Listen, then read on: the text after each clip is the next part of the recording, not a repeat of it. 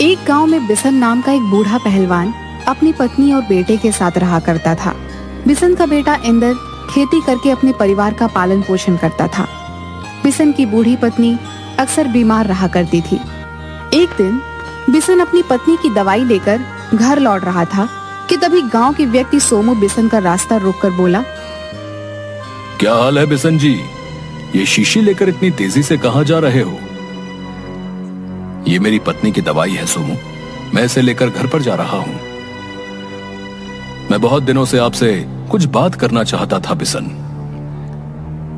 जब तुमने मेरा रास्ता रोका था तो मैं तभी समझ गया था कि तुम मुझसे कुछ बात करना चाहते हो। बोलो। बात यह है बिशन कि मेरे बेटे को पहलवानी का शौक चढ़ा हुआ है और मेरी भी इच्छा यही है कि वो पहलवानी करे और अपने गांव का नाम रोशन करे। और पहलवानी तुमसे बेहतर और कौन सिखा सकता है? मैं तुम्हारी इच्छा का सम्मान करता हूं सोमू, लेकिन मैं तुम्हारे बेटे को पहलवानी नहीं सिखा सकता। लेकिन क्यों बिशन? सारा गांव जानता है सोमू कि मैं किसी जमाने में पहलवानी किया करता था, लेकिन अब मैंने पहलवानी छोड़ दी है। अपने बेटे से कहो कि वो अपना ध्यान कामकाज पर लगाए तो वो ज्यादा सफल होगा। बिशन की बात सुनकर सोमू के चेहरे पर क्रोध झलकने लगा। अपने बेटे इंदर को तो पहलवानी के अच्छे दांव पेच सिखा रहे हो, चुपके चुपके उसे कुश्ती लड़ना सिखा रहे हो, और मेरे बेटे के सीखने के नाम पर बोल रहे हो कि तुमने पहलवानी छोड़ दी है। मुझे तुमसे ऐसी उम्मीद नहीं थी बिशन। ये क्या कह रहे हो तुम? सारा गांव जानता है कि मेरा बेटा खेती करता है, उसे कब से पहलवानी करने का शौक चढ़ गया। तो जाओ, जाकर अपने बेटे इंदर से पूछो कि वो रोज सुबह 4 बजे अखाड़े में क्या करने जाता है। इतना कहकर सोमू क्रोधित होकर वहां से चला गया। रात को जब इंदर घर पर आया तो बिशन उससे कुछ भी नहीं बोला। पूरी रात बिशन ने जाग कर ही गुजार दी। सुबह इंदर तैयार होकर जैसे ही घर से बाहर निकलता है कि तभी बिशन उठकर इंदर के सामने खड़ा हो जाता है। इतनी सुबह सुबह कहां जा रहे हो इंदर? मैं आपको बताना भूल गया पिताजी। आज मुझे सुबह सुबह खेतों में सिंचाई करनी थी, और सिंचाई करने के लिए सुबह 4 बजे ही उठना पड़ता है, क्योंकि हमारे खेत का ट्यूबवेल कुछ दिनों से खराब हो गया है। पानी सुखिया चाचा के ट्यूबवेल से लेना पड़ता है। झूठ क्यों बोल रहे हो इंदर? अब तुम इतने बड़े हो गए कि अपने पिता से आंख में आंख डालकर झूठ भी बोलने लगे। मैंने झूठ नहीं बोला पिताजी। तुम अभी भी झूठ बोल रहे हो इंदर। सीधे सीधे ये क्यों नहीं कहते कि तुम रोज सुबह अखाड़े में पहलवानी करने जाते हो? तुमसे मैंने मना किया था कि मुझे तुमसे कुश्ती नहीं लड़वानी और ना ही तुमसे पहलवानी करवानी है। मेरी समझ में नहीं आता पिताजी कि आखिर आपको पहलवानी करने से क्या समस्या है। अपने समय में आप भी तो पहलवान ही हुआ करते थे ना। अगर आपके गुण मुझ में है तो इसमें मेरी क्या गलती? जब आप पहलवानी कर सकते थे तो मैं क्यों नहीं? तुम अभी इस संसार को नहीं जानते। पहलवानी करने से तुम्हारा भविष्य नहीं बन सकता। अगर तुम्हारा खेती करने का मन नहीं करता तो तुम कोई छोटा मोटा व्यापार कर लो, तो तुम्हारा जीवन सुखी रहेगा। पिताजी, मुझे बचपन से ही पहलवानी करने का शौक है, और यह शौक मुझे विरासत में आपसे ही मिला है। क्या मैं खेती और पहलवानी दोनों साथ साथ नहीं कर सकता? यह सत्य है कि मैं अपनी जवानी में अपने गांव का नामी गिरामी पहलवान था। मुझे कोई भी अखाड़े में हरा नहीं पाया, लेकिन उसके बदले में मुझे क्या मिला? गरीबी, बेबसी। मैं तुम्हें इस लाचारी भरे जीवन से बचाना चाहता हूं इंदर, और तुम दोबारा इस दलदल में जाना चाहते हो जिस दलदल में घुसकर मेरा जीवन तबाह और बर्बाद हो गया। पिताजी, आपको क्या हो गया है? मैं दूसरे गांव के बूढ़े पहलवानों को देखता हूं जो अपने बेटों को अखाड़े में लड़ने की शिक्षा देते हैं, मगर आप पहले ऐसे पहलवान पिता हैं जो अपने बेटे को पहलवानी करने से रोक रहे हैं, जैसे कि मैं कोई बहुत बड़ा क्राइम कर रहा हूं। अगर मैं तुम्हें रोक रहा हूं बेटा, तो तुम क्यों नहीं समझते कि उसका कोई ना कोई कारण होगा? अगर कोई कारण है तो फिर आप मुझे बताते क्यों नहीं? मैंने आपसे कितनी बार जिद की मुझे कुश्ती सिखा दीजिए, मगर आपने हमेशा मेरी बात को टाल दिया। लेकिन अब नहीं पिताजी, मैंने दृढ़ निश्चय कर लिया है कि मैं पहलवानी ही करूंगा और अपने गांव का नाम रोशन करूंगा। पिछले कुछ दिनों से नगर खजूरा से सूरज पहलवान का पुत्र भीमा अखाड़े में कुश्ती लड़ने के लिए हमारे गांव आया हुआ है, और पिछले 3 दिनों से कोई भी पहलवान उसे कुश्ती में नहीं हरा पाया है। पिताजी, मैंने उसे चुनौती दी है और मैं आज अखाड़े में उसका घमंड चकनाचूर कर दूंगा। मुझे आशीर्वाद दीजिए पिताजी।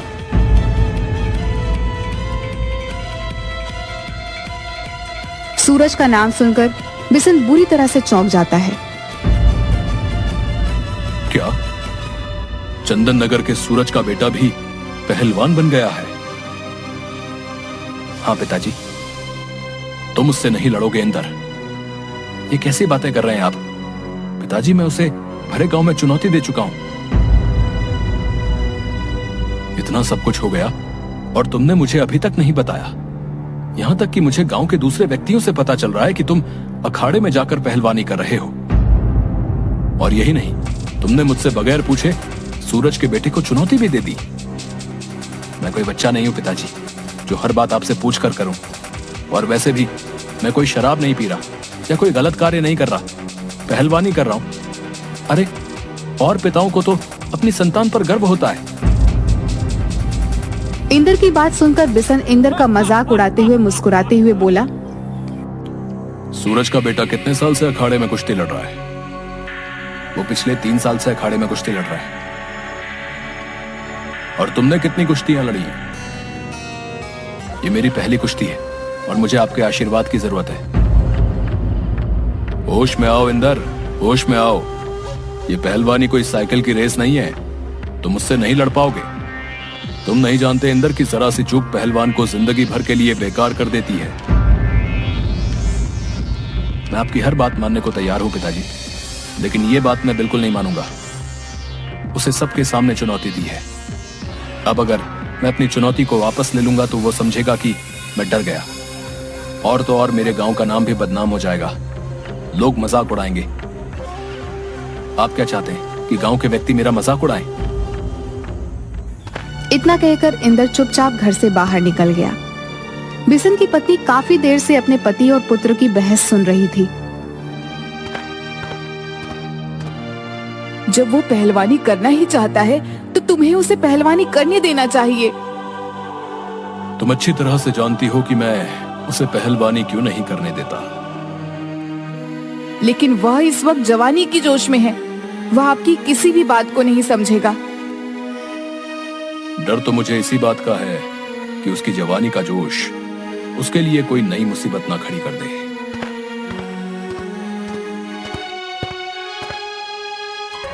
इंदर दोपहर के समय अखाड़े में पहुंच गया। अखाड़े में बहुत से लोग इंदर का ही इंतजार कर रहे थे। गांव का मुखिया इंदर की ओर देखकर बोला, हम तुम्हारा ही इंतजार कर रहे थे इंदर। जाओ, इंदर भीमा को धूल चटा दो। मुखिया की बात सुनकर इंदर अखाड़े में उतर गया। भीमा इंदर की ओर देखकर मुस्कुराता हुआ बोला, मुझे लड़ते हुए 3 वर्ष से ज्यादा हो गए हैं। तुम पहली बार अखाड़े में कुश्ती लड़ रहे हो। अभी भी समय है, क्षमा मांग लो और वापस चले जाओ। क्षमा तो कुछ देर बाद तुम मांगोगे भीमा। मैं तो तुम्हारे भले के लिए तुम्हें समझा रहा था, जैसी तुम्हारी मर्जी।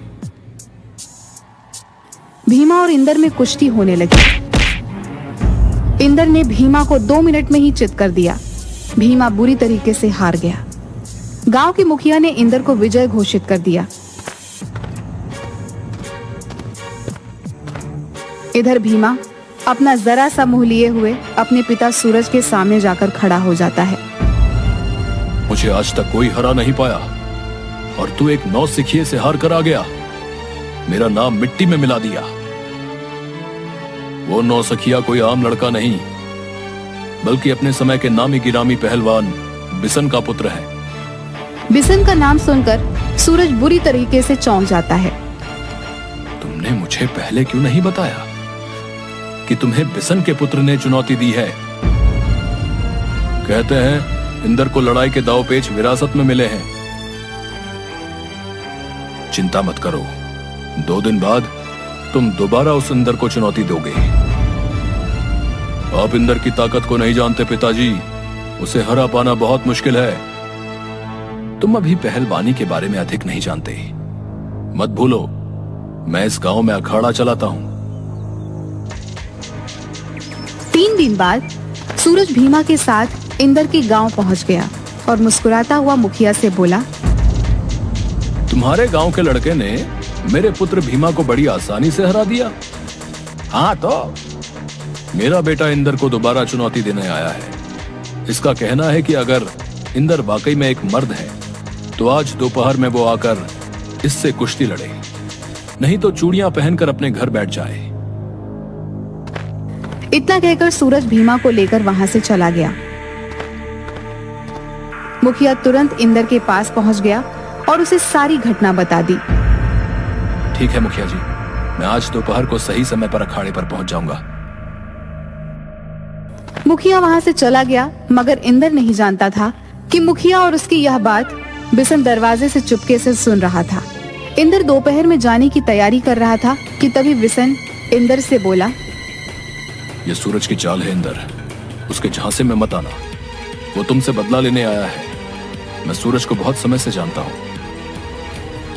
आप कहना क्या चाहते हैं पिताजी? अब समय आ गया है तुम्हें बताने का।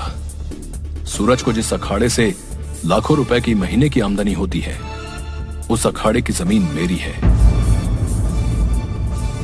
बिशन की बात सुनकर इंदर बुरी तरीके से चौंक गया।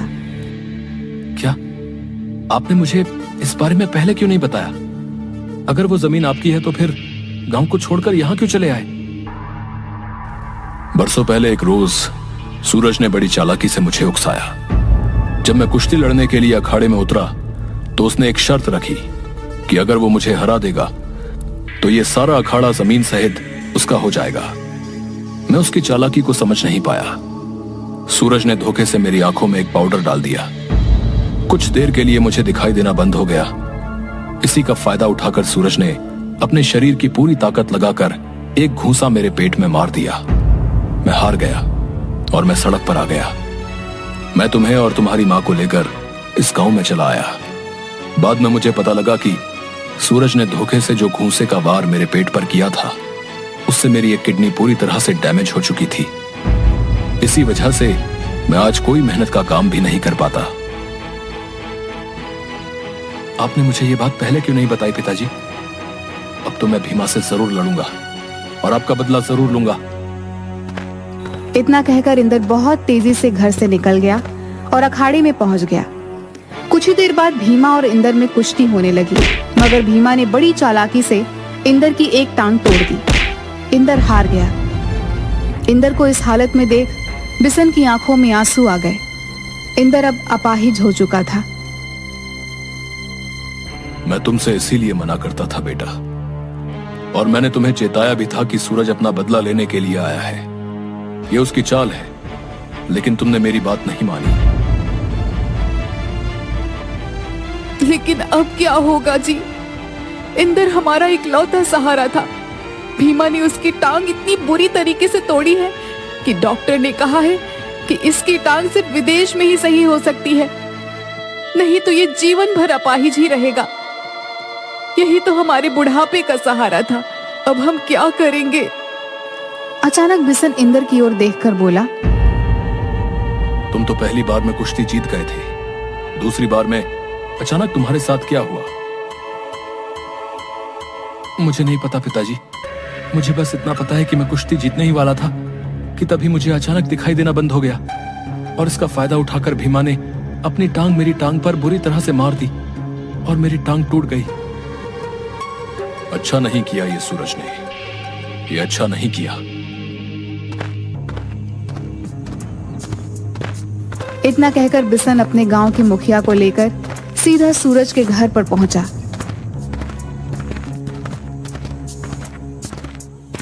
बिशन को देखकर सूरज ने मजाक उड़ाने वाले अंदाज में बोला, याद है बिशन, एक बार तुमने मुझसे कुश्ती लड़ी थी तो तुम अपनी एक किडनी गवा बैठे। तुम्हारे बेटे ने मेरे बेटे से कुश्ती लड़ी, वो अपनी एक टांग गवा बैठा। अब तुम यहां क्या करने आए हो? मैं तुम्हारे बेटे को चुनौती देने आया हूं कि वो मेरे साथ कुश्ती लड़े। चुनौती जवान लोगों की स्वीकार की जाती है बिशन, तुम्हारे जैसे बीमार बूढ़े की नहीं, कहीं मेरे बेटे का मुक्का तुम्हारे शरीर पर पड़ गया तो तुम तो वहीं ढेर हो जाओगे। बेकार में मेरे बेटे के ऊपर एक हत्या का इल्जाम और लग जाएगा। तुम मेरी चिंता मत करो सूरज, चले जाओ यहां से बिशन, मुझे तुम्हारी चुनौती स्वीकार नहीं। तो क्या तुम्हारी संतान के शरीर में तुम्हारा खून नहीं दौड़ रहा?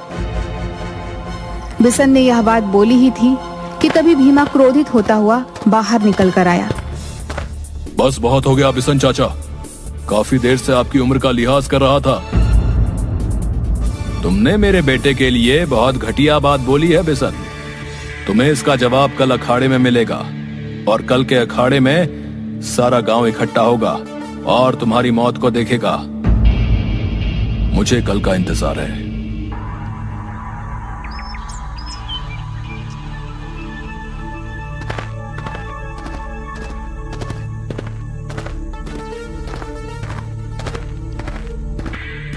अगले दिन बिशन और भीमा अखाड़े में पहुंच गए। वहां पर मौजूद सभी लोग बिशन के लिए दुआएं कर रहे थे, क्योंकि बिशन एक बूढ़ा पहलवान था, जबकि भीमा एक हट्टा कट्टा शारीरिक रूप से बलिष्ठ पहलवान था।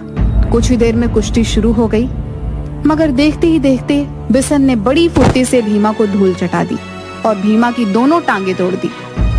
भीमा बुरी तरीके से हार गया और दर्द से चीखने लगा। तुमने जरूर मेरे बेटे की आंखों में कुछ डाला है। नहीं सूरज, मैं तुम्हारी तरह धोखेबाज नहीं हूं और ना ही मेरा बेटा था।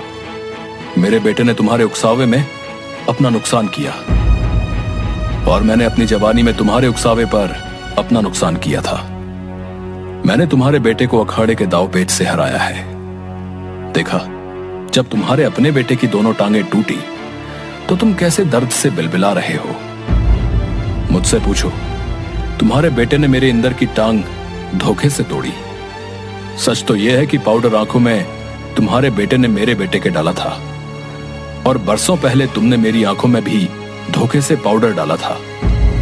तुमने मेरे बेटे को कुश्ती में दोबारा चुनौती देकर अपना बदला लिया और मैंने तुम्हें दोबारा चुनौती देकर अपने बेटे का बदला ले लिया। हिसाब बराबर। मैं नहीं मानता, तुमने जरूर मेरे बेटे की आंख में कुछ डाला है। हाँ, अगर ऐसी बात है तो फिर डॉक्टर को बुलाओ, दूध का दूध पानी का पानी अभी हो जाएगा। कुछ ही देर में वहां पर डॉक्टर आ गए और उसने साफ साफ कह दिया कि भीमा की आंखों में कुछ भी नहीं डाला गया है। बिशन को विजेता घोषित कर दिया गया। बिशन खुशी के आंसू लेकर अपने घर पर आ गया। उसने अपने बेटे का बदला ले लिया था। कुछ ही दिनों बाद सब गांव वालों ने मिलकर इंदर का इलाज कराया। इंदर अब सही हो चुका था। इंदर अब अपने पिता बिशन के साथ खुशी खुशी खेती करता है।